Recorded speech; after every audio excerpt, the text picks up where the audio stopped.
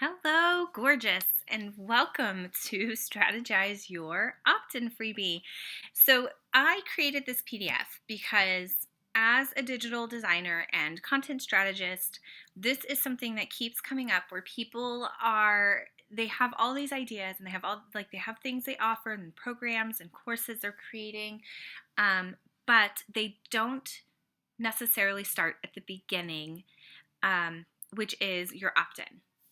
So we always want to start with the end in mind, but you should be growing your list while building your course or creating your program. Or if you're working with people one-on-one, you might have a nice client list now, but you want to be building your list. And the best way to do that is by offering a freebie that directly relates to what you offer. So let's dive right in. When you first open the PDF, you'll be welcomed with a nice little letter that I have created for you. This process is to help you determine what your opt-in could be and to help you determine 5 ideas that you can then take to your audience and ask. So I'll show you before we get into all the details. This is where you'll ultimately end up writing out your top 5 ideas. This is where you'll type in your offer, type your idea title, and a quick little outline of things that you would include in that opt-in. Or, this is just a nice little space for you to be able to write out just a few ideas. So like the title, a brief outline, maybe if it's going to be like a mini course, you could write module 1, module 2, module 3, module 4 kind of thing. Okay, so this is where we're going to end up. But the very first thing is page number 2. We begin by talking all about you, your business, and your program. And then when I say program, I mean your course, your group coaching program, your one-on-one program, your offer. Okay? So I'm going to zoom in so that we can see. These are all fillable, so if you do not want to print, if you would rather just do it all digitally, you could totally do that. Okay, so let's begin. We start with the end in mind. What are you selling? What is the end game? If you have several different offers, I recommend that you do this with one offer in mind, and then you could do it again separately for a different offer. And then if you have a third offer, like say you have a one-on-one program, a group program, and a course that you sell. If you have all of those things and you're trying to figure out what your opt-in should be, do this exercise 3 different times. And then when you jot down the 5 different things that it could be, look at the 3 different ones and see where it overlaps, and therefore you can begin to see a pattern or which one that you could possibly utilize for all 3 offers, if that makes sense. All right, so start with the one thing that you're selling: group program, one-on-one program, a course, a membership. What is that thing that you are offering? And then keep that at top of mind while we go through this. So who's your ideal client or customer for the thing that you're selling? What problem does your program, course, or offer solve? You probably have a very clear idea of what all of these are. Then I ask you a few other questions that may not be as easy as the first few. So what steps can your participants or clients expect? What's that transformation look like? You could put that in here. So what is the thing that you're going to actually be doing with them from beginning to end? And it doesn't have to be like completely spelled out. It could just be your elevator pitch of what your course or program does. Knowing what problem it solves will go into a little bit more detail of how it solves that problem. What do they need to be ready for your program? So then some of the following questions help you determine that if you don't quite know just yet. But what is holding them back from doing this on their own, right? Like, why would they need to hire you or purchase your course or program in order to experience that transformation? What do they need to be ready to pay you? What objections do they have before they purchase your course or program? Sometimes that's a really great place to start with an opt-in because this helps close that gap. And then another one that might help close the gap is, what questions do you get asked within your course or program? Right? So when you're doing the one-to-one work, if you have that group program, what are the common denominators? Like, what's the common question that comes up? It could be one, it could be several. Determine that, and that could possibly become your opt-in as well, because that would help alleviate some of those things that come up during your program, and you could be proactive by solving the problem before your program even starts, before they even enroll in your program. So what objections do people have before they purchase your program? And what is the catalyst? Like, what is that thing that happens that makes people have to buy from you? Why now? Why your program? Why you? What is the catalyst? Like, what is that thing that has them on the bathroom floor crying? What is that thing that has them up at night thinking about it over and over? Like, what is the catalyst of why they would purchase you, why now, and why your program? By answering all of these questions, you're laying the groundwork to determine the next set of questions. So, next set of questions is your content. So what content can you create to alleviate those objections that you had previously written down? If they're hesitant to buy because they don't know that they'll make their money back on the investment. They don't know how it's going to work in their life, right? Like, they don't see how what you're saying, what you're promising is going to work for them personally. What can you create that would help alleviate those objections? What content can you create that will solve that problem of when people ask these questions or have objections for your program? Okay. And what content do you already have in your arsenal? So whether it's blog posts, podcast episodes, even if it's been, you've been interviewed on other people's podcasts, Facebook Lives that you've done, or YouTube videos that you've done, what content have you already created, your free content, that relates to your course, program, or offer? And this is helpful because then we go to the next one, is how can you upgrade that existing content? Basically when asking that, the free content that you've already created, look for ones that relate to your offer and have a lot of traction on it already. Because once you create this freebie, if you choose to upgrade this, and then you can always go back to that content and add a link to your opt-in. So if it's already performing very well, this is a great method to help you determine what your opt-in should be, because you already know that it's a high value piece of content so that you can offer the upgrade. So by upgrade, I mean whether it's a cheat sheet or a checklist or like a little guide or a miniature workbook or something, a PDF of some kind that you could deliver that is an upgraded version of that content.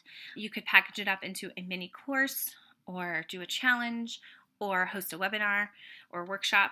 These are all great things to do with already well-performing free content. So think how you can upgrade your free content that's already getting a lot of traction on it.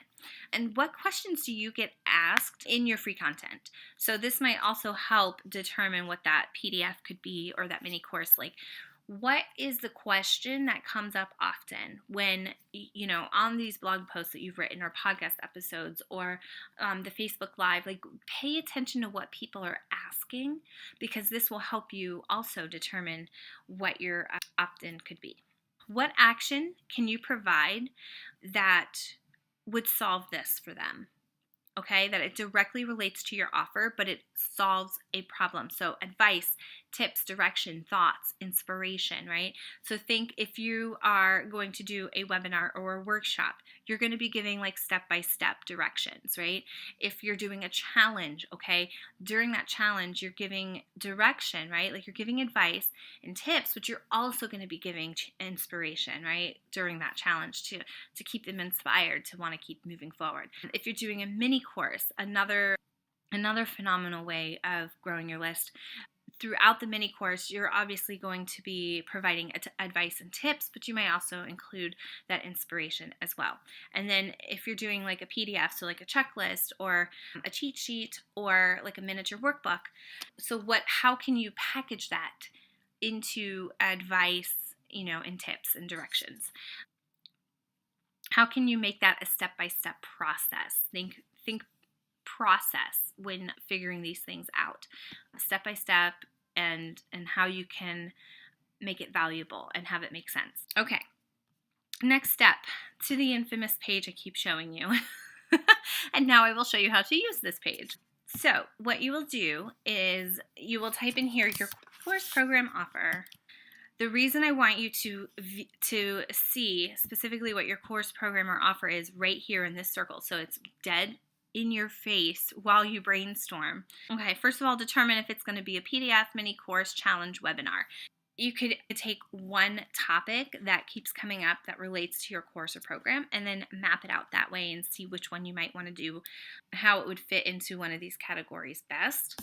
And then you can actually write out your entire outline in this space if you would like to. Another way of doing it is jotting down 5 different titles. Say it's a mini course and you're thinking about it, and you could just put like all the outline items, as you're thinking about it and brainstorming, right? Title 3, Title 4, and Title 5, and so on. And this way you could map out 5 different ideas and get a feel for how you like each one of them. But it all comes back to this course, program, or offer, the one thing that you're selling. And if you have multiple things, as we mentioned earlier in the video, if you have multiple things you're selling, do this exercise for each one of them and then look at the 5 things that you've come up with and see if any of them can connect and relate, or if you can modify, if you've done this on 2 different things, how you can modify it to make both of them encompass both offers. Okay, and that's it. So that is how you brainstorm your opt-in. Answer those questions, jot out your ideas. I do make a recommendation to take it to your group or take it to your audience and ask them. Ask them with already knowing what you pick. One of these per se. Just pick the top one that you like the best. Go to your audience and ask them. And this is a great way to build buzz and visibility. And ask them how to title it, A, B, or C. You could ask them, what's the best way to deliver? How would you like this delivered to you in a PDF, a mini course, or a webinar? And so you can ask them some questions like that would help them help you create it. But at the same time, you're building buzz. And they might say, I think I need that. And then you say, great, I will let you know when it's ready. Here are my quick tips. And I'm going to actually go through these on the video with you because these are pretty important. Best practices here. So challenges are great if you already have your program or your offer ready to go, ready to launch. And you do a challenge to attract a lot of people all at one time that you're going to talk to about your course or program. So when doing a challenge, you want to make sure that your launch emails are already, all that automation is already set up and ready to go, and that your course or program is ready to be delivered to them once they purchase. Or that you have like a designated start date, which is no more than a week out. Mini courses are fantastic for automating. So that way you don't have to continually do anything. You could just promote that one miniature course, which is a great way to build your list on autopilot because all you're doing is focusing on selling the course. All of these, you're going to focus on the opt-in in your marketing more than you will on actually talking about your course, like at least out in the world. You talk about your course, program, or offer in your emails. So this way, when you're out in the world, what I mean is social media, your free content, if you're being interviewed on places, if you're in Facebook groups and things like that, when you're out networking, the only thing you want to be talking about is your opt-in. This is why it's so important for it to relate to your offer. So by doing a mini course, it works best if you are selling a course afterward, because then you're getting people who are DIYers, they're ready, they're rolling up their sleeves and they're getting ready to take your mini course, but then they are kind of primed to take your course afterward. So it's just a logistical thing. It's not a set, there's no rule. Mini courses work fantastic if you are offering one-to-one coaching afterward too. It's just that when you prime people so people are taking a mini course, you're priming them to take a bigger course. So just thinking from a logistical standpoint. Webinars are fantastic. If you don't mind being on live video, I definitely recommend a webinar.